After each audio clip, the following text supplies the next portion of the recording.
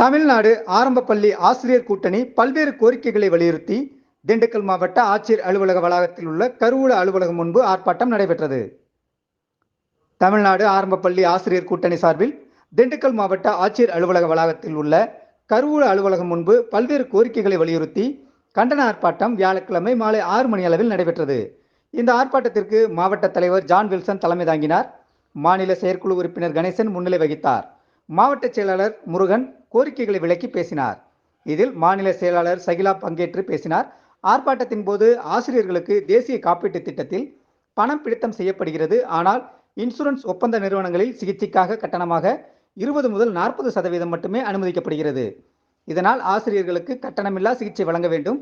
மேலும் ஆசிரியர்களின் சம்பளத்தில் வருமான வரி பிடித்தம் செய்யும் நடைமுறையை கைவிட்டு தாங்களாகவே வருமான வரி செலுத்துவது போன்று நடைமுறைப்படுத்த வேண்டும் என்பன உள்ளிட்ட பல்வேறு கோரிக்கைகளை வலியுறுத்தி கோஷங்கள் எழுப்பப்பட்டன. இதில் 100க்கும் மேற்பட்ட ஆசிரியர்கள் கலந்து கொண்டனர். முடிவில் மாவட்ட பொருளாளர் கிருஷ்ணவேணி நன்றி கூறினார்.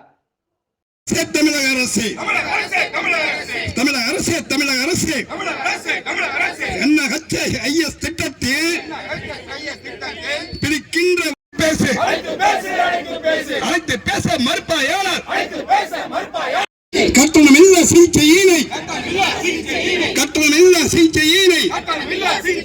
தமிழக அரசே வலியுறுத்து.